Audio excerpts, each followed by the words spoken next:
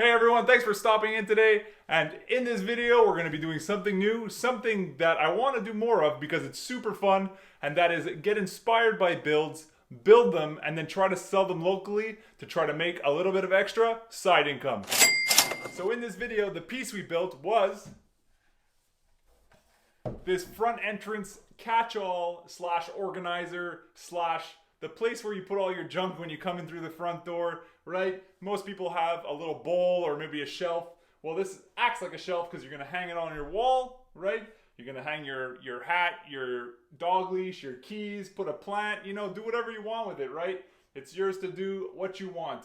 So why did I choose to build this? Well, it wasn't actually part of the plan. I was online looking at DIY stuff, tools, the usual. And I came across this blog called If Only April. So April was looking for one of these for her own home. So she went on Etsy, she was looking around, and she saw that they were going for about $112 Canadian, which she thought was rather expensive. So she decided to build her own, and she did, and it came out great. So then I thought to myself, if April built her own, could she then turn around and then sell it for $112, the price she wasn't willing to pay, right? So I said, well, why don't we try it? And that's where this comes in. So this right here is inspired by her build, which you can find down in the description below, a link to her blog. And yeah, so now we're gonna go and try to sell it locally and see what happens. So while we wait for this thing to sell online, I'm gonna run you through the build, and you can decide to follow along and build it yourself. And we're off to Home Depot. And yes, it's snowing. Oh, look at all this nice stuff we can have. Gotta stay focused, gotta stay focused. Alright, so here's the hooks. We're gonna pick the hooks we want for this project. Anything will do, pick what you like. These ones will do. A 3/8 dowel for pocket screws. And if you don't have any spare pine wood, you can come over here and grab the 36-inch by 12-inch piece. It'll be perfect for this project. Alright, here we go, our first measurement. It's going to be 21 inches lengthwise. We're going to give this a cut. So now we're going to measure out 3.5 inches, make our cut. Then we're going to stack them up to double that cut. And this second piece that we cut is going to be cut to 7 inches long instead of 12. So now we're going to measure out 1 3/8 and we're going to cut this 3 times. The third piece, however, is going to be cut down into 2 pieces of lengths of 2 3/4. Okay, so here, super important, lay everything out, make sure all your cuts are good, pick where you want things to go so everything runs smoothly after. And I mean smooth. And it's looking pretty good. So to recap those cuts, we have one piece of 21 by 12 inch, one piece of 3.5 inch by 12 inch, one piece of 3.5 inch by 7 inch, 2 pieces of 1 3/8 by 12 inch, 2 pieces of 1 3/8 by 2 3/4, and 1 piece of 2 3/4 by 12 inch. And we sand everything down.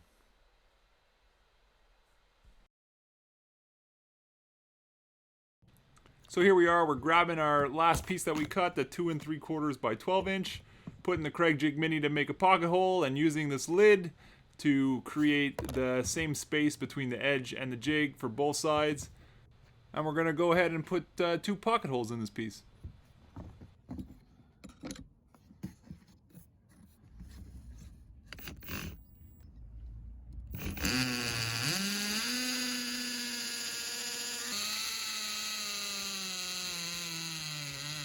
So I noticed a few little holes, so to make a nice filler, we'll use some of that residue from sanding in the pocket holes. We'll put some glue and we'll fill it up and we'll sand it down later. So now I'm putting in the top shelf. I have this little jig I made to line everything up. You don't need to have one, just use a measuring tape. Make sure everything's square. Put some glue down, put the shelf in, square it up, screw it in. Now that you've done one shelf, only 2 more to go. For the middle shelf, grab the 3.5 by 7 inch board, and the bottom shelf, grab the 3.5 by 12 inch board. And you're going to repeat the same process. So here I am just squaring everything up. We're gonna mark it, glue it, screw it. I'm using my finger to clean. Please use a rag, don't use your finger. It actually made a mess. And for the middle board, glued and screwed. And this is where we step back and enjoy what we've built so far. Okay, back to work.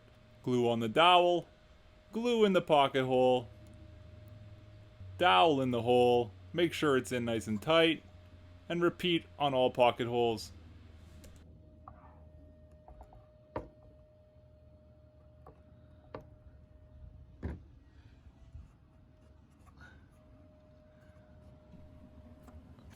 And clean, clean, clean.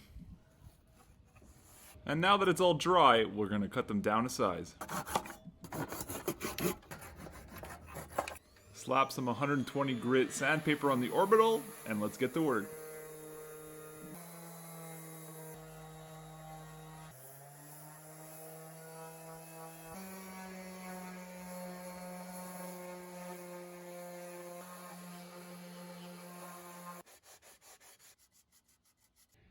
So now we're gonna put the faceplate on the shelf. So here's the top shelf.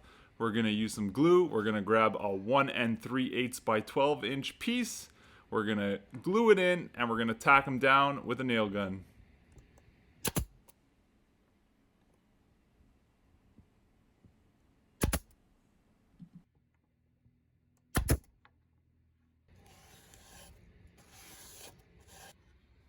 And always make sure that we're still staying smooth.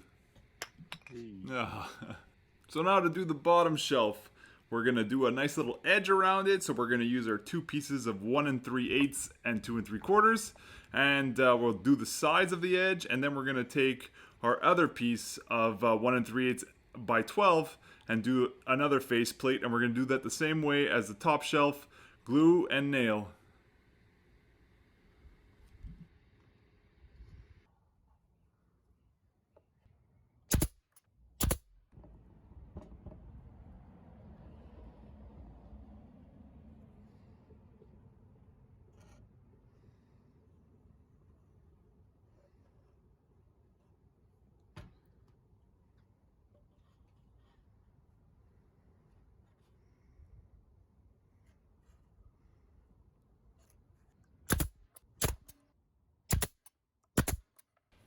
So now we're going to use the sanding dust from the project, mix it up with a little bit of glue, and use that to cover up all the nail holes that we just made.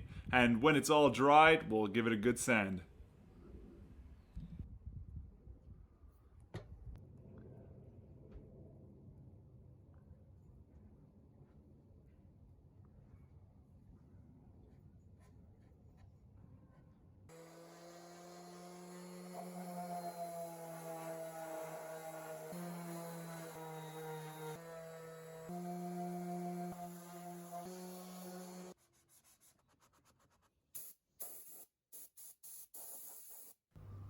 And now it's time to apply the stain. Here we have Varathane's oil-based wood stain. It is the provincial color. It's the same color that April used in her blog, where she mixed it with another color. Don't forget to shake the can well. And we're gonna apply this nice and evenly using a brush. Keep the mess to a minimum and make sure we get a nice even coat.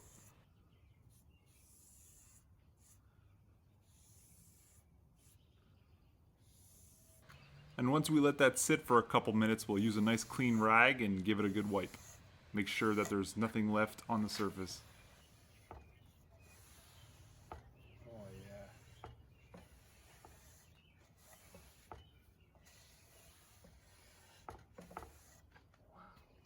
After one coat, it looks pretty good, so let's finish the first coat on the project.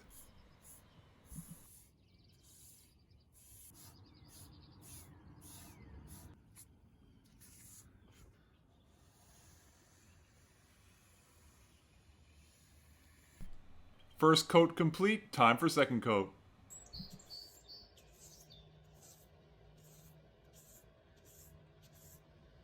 Now that the project is all dried up, we're gonna lay out our hooks, add a couple pilot holes, and then we're gonna screw in these hooks using a manual screwdriver and not an electric one, so we don't risk damaging the hooks.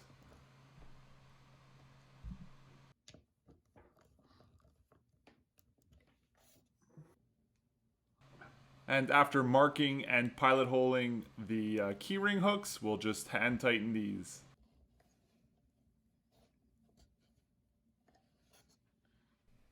After about an hour and a half to 2 hours of build time, not including all the drying time for the glue and the stain, it's finally time to stage it for some photos so that we can put it online and sell it.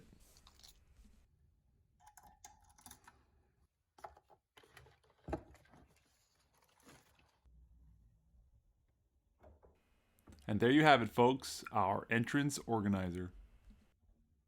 So 2 things I want to mention real quick about this build. Number 1, I did use a lot of glue and I regret using that much because it did make a mess. And when you make a mess with your glue and you don't clean it up very well and you try to apply stain after, you're going to run into some issues, some like aesthetic issues, which I do have on this piece.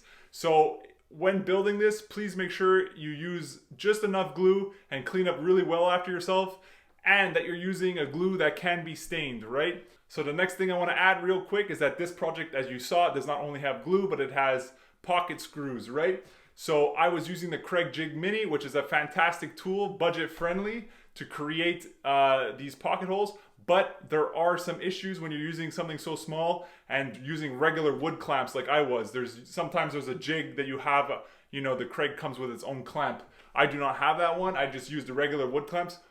But when you're using small, thin pieces of wood, you have to be careful that you put your pocket holes in straight. So it does take way more time to do it that way. If you want to speed up the build process, getting something like the Kreg K4 pocket hole system would be a better option, but it is less budget friendly. So just keep an eye out. Both those products can be seen down in the description below. Hey everyone, so it has finally just sold. We just got done making that transaction with the person who bought the project.